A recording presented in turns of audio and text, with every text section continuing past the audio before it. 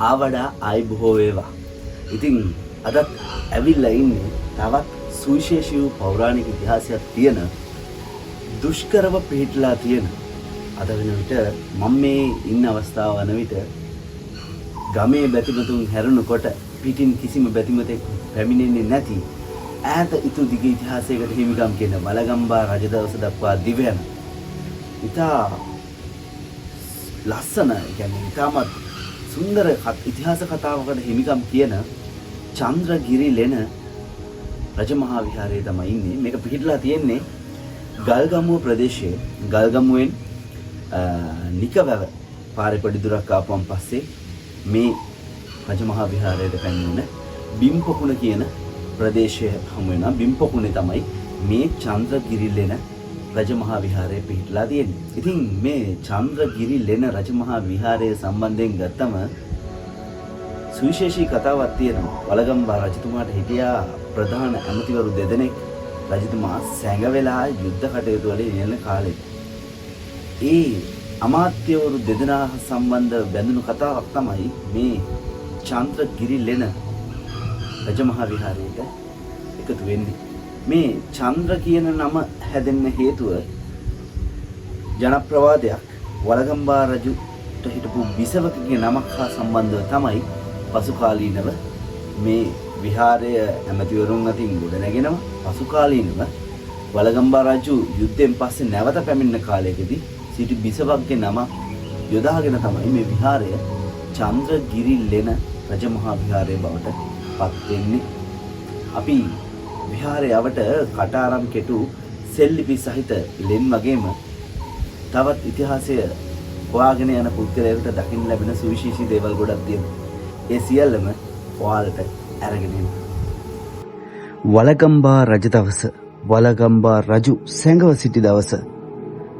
කඩුව මෝහත් කළා යයි සැලකෙන ඒ ගල තමයි මේ පිහිටලා තියෙන්නේ මේ චන්ද්‍රගිරි ලෙන රජමහා විහාරයේ චෛත්‍ය ඉදිරිපිට.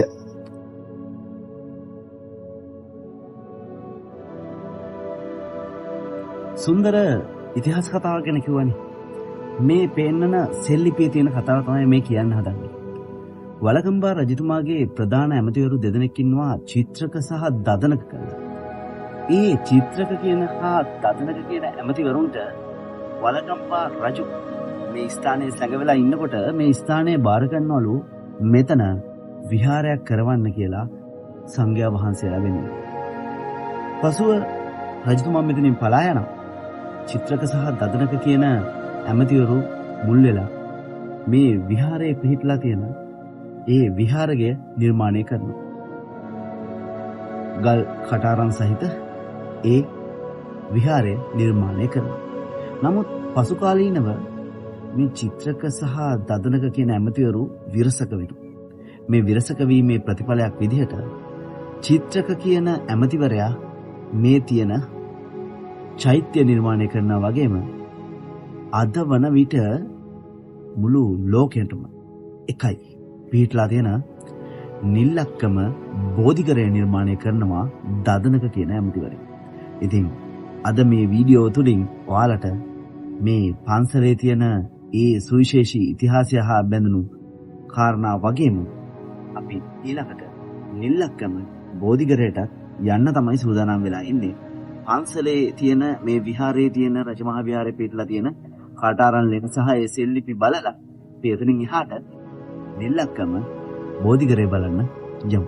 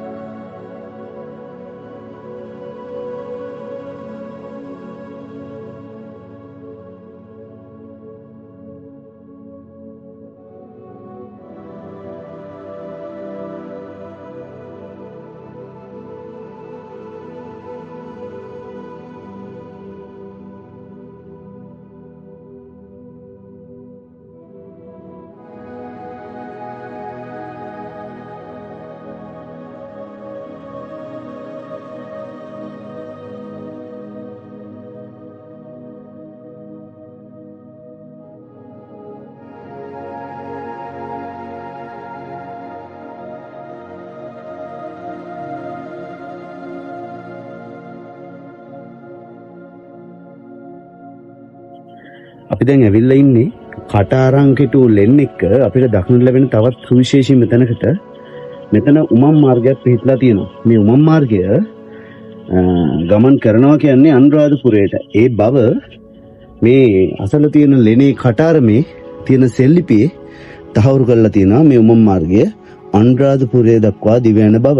නමුත් කනගාටුවට කරුණක් තියෙන්නේ අපේ මනුස්ස වර්ගයාගේ තණ්හාව මේ උමගත් නිදන් හොරුන් විසින්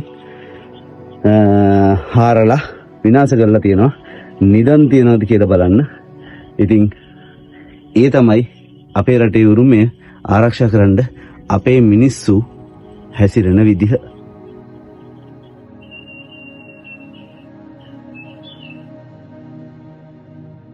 වහලේ සකස් කිරීමට නිර්මාණය කරන ලද කුහර ගල් බරාන්ද යොදා ගනිමින් වහලේ නිර්මාණය කරන්න මේ කුහර යොදාගෙන තියෙනවා.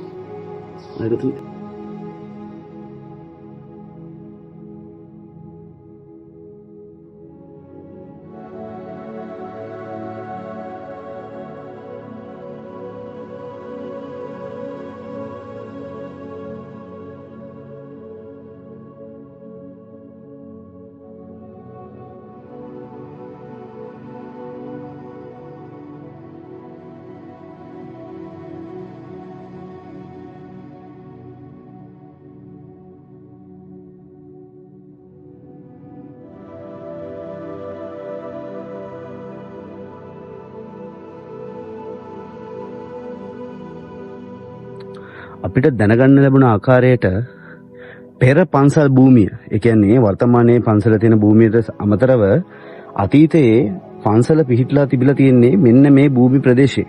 නමුත් පසු කාලීනව කැලෑ වැදිලා තියෙනවා. මේ අපි ඉන්නේ චෛත්‍යයක් පිහිටලා තිබ්බ භූමියක.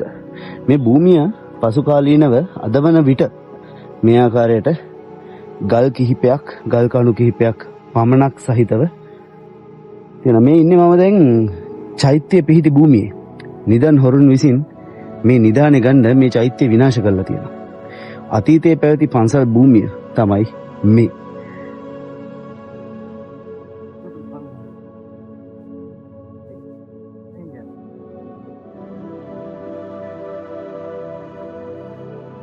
මේ චෛත්‍ය ගර්භයේ මැද කොටසනේ.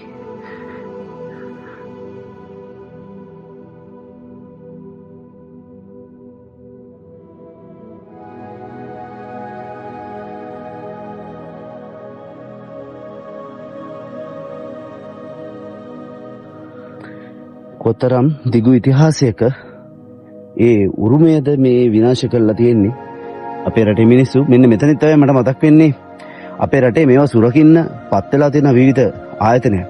ඒ ආයතනයන් මේ වන විට මේ සම්බන්ධයෙන් අරගෙන තියෙන පියවර, මේවට තියෙන සුරක්ෂා කරලා තියෙන මොකක්ද අරන් තියෙන පියවර කියන එක සම්බන්ධයෙන් මට අර හැමදාම මතුවෙනවා වගේ, මම හැමදාම කතා කරනවා වගේ ගැටලුවක් පැන නගිනවා. ඉතින් මේ ගැටලුව නිරාකරණය කරන එක වර්තමාන පාලකයන් සතුයි මේ වගේ විනාශයන් තවදුරටත් වෙන්න නොදෙන්න වග බලා ගන්න එක, මේවා සුරක්ෂා කරන එක ඒ අය සතු වගකීමක් කියලා තමයි අපිට දැනෙන්නේ.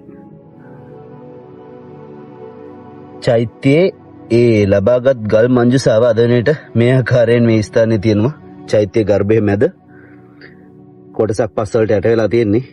ඔයාලා දන්නවා ගල් මංජුසාව කියන්නේ මොකක්ද කියලා.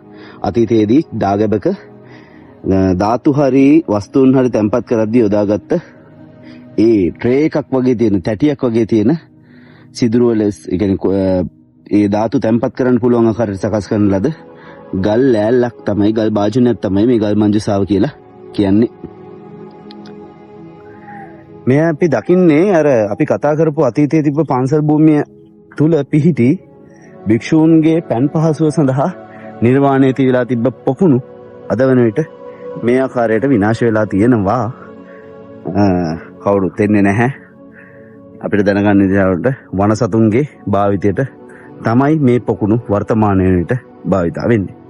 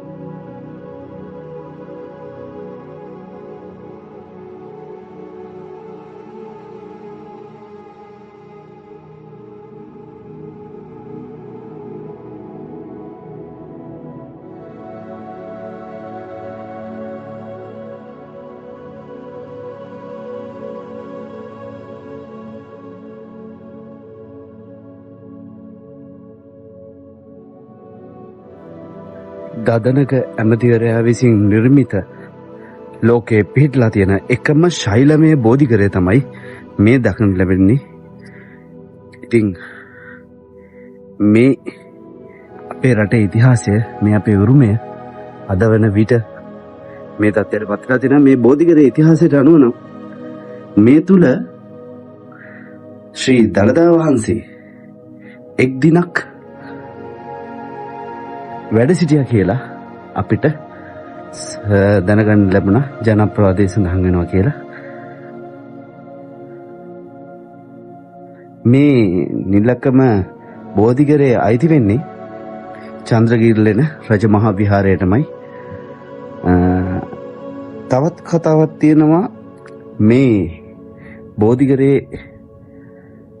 පැල කරන්න, රෝපණය කරන්න අනුරාධපුරයෙන් වඩම්මන ලද බෝධිය චන්ද්‍රගිරිලෙන විහාරේ ගල මත එක් දිනක් පැවතුනා. රාත්‍රියේ පහන් කරලා තියෙනවා. ඒ වන විට ඒ රාත්‍රිය තුල ඒ පැලය වෘක්ෂය ඒ ගල මත මුල් ඇදලා රෝපණය වෙලා තියෙනවා කියලා. ඉතින් ඒ නිසා මේ බෝධිගරේට ඒ බෝධීන් වහන්සේ වඩම්මන්නට බැරි වෙලා තියෙනවා. නමුත් වර්තමානයේ චන්ද්‍රගිරිලෙන රජමහා විහාරයේ පිහිටලා තියෙන්නේ ඒ වඩම්මන ලද බෝධි වෘක්ෂය කියලා තමයි සඳහන් වෙන්නේ.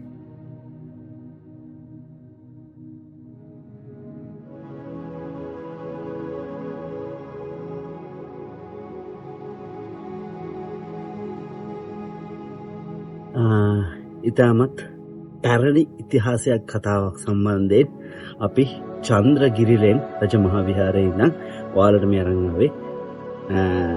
ලෝකේ තියෙන එකම ශෛලමය බෝධිගරයත් පැරණි චෛත්‍යකුත් ඒ වටා බැඳුණු කතාන්දර මාලාවකුත් තමයි මේ චන්ද්‍රගිරිලෙන් රජමහා විහාරෙත් එක්ක තියෙන්නේ. චිත්‍රක සහ දදනක කියන ඇමතිවරු දෙදෙනෙක් වළගම්බා රජතුමාගේ හිටපු ඒ දෙදෙනා විසින් නිර්මාණය කරන ලද නිර්මාණයන් හා ඒ වටා ගෙතුණු කතාන්දරයක් සහ අතීත මහා රහතුන් වැඩ සිටි කටාරම් කෙටු ලෙන් කුටි පිරිච්ච අදවන විට විනාශ මුඛයට ඇදගෙන ගිහිල්ලා තියෙනවා නිදන් හොරුන් විසින් ගොඩක් දැන්. ඉතින් මේ උරුමය අප රැකගත යුතුයි. මේ උරුමය අනාගත පරපුරට දකින්න ඉඩ සැලසිය යුතුයි. මේ උරුමයේ තියෙන වටිනාකම ඔවුන්ට අවධාරණය කරලා දෙන්න ඕනේ. ඉතින් අදට චන්ද්‍රගිරිලෙන රජමහා විහාරයේ ඉඳන් මම සමුගන්න තමයි සූදානම් වෙන්නේ. මේ වීඩියෝ කරන්න චන්ද්‍රගිරිලෙන රජමහා විහාරයේ ප්‍රධාන නායක ස්වාමීන් වහන්සේ වගේම පොඩි ස්වාමීන් වහන්සේලා දෙනමක් මට සහාය වුණා. ඒ ලෙන් විහාර බලන්න යන තැන, ඒ වගේම නිලගම බෝධිගරේ බලන්න යන ලොකු සහායක් ලබා දුන්න සහ මේ වීඩියෝ සම්බන්ධයෙන් තොරතුරු, මේ පන්සල ඉතිහාසය සම්බන්ධයෙන් තොරතුරු ප්‍රධාන ස්වාමීන් වහන්සේගෙන් ලබාගෙන තමයි මේ වීඩියෝ එක කරාවේ. ඉතින් තවත් මේ වගේම සුවිශේෂී වූ විහාර සංකීර්ණයක්, එහෙම නැත්නම් අතීත උරුමයක් එක්ක බැඳුණු තැනකින් හරි, ඒ වගේම ලංකාවේ තියෙන සුන්දර පරිසරය හා බැඳුණු තවත් තැනකින් හරි ඔයාලා හොයාගෙන ඉන්නකම් අපි ගිහින් එන්න. ජය වේවා. අපිව subscribe කරලා නැත්නම් subscribe කරන්න අමතක කරන්න එපා.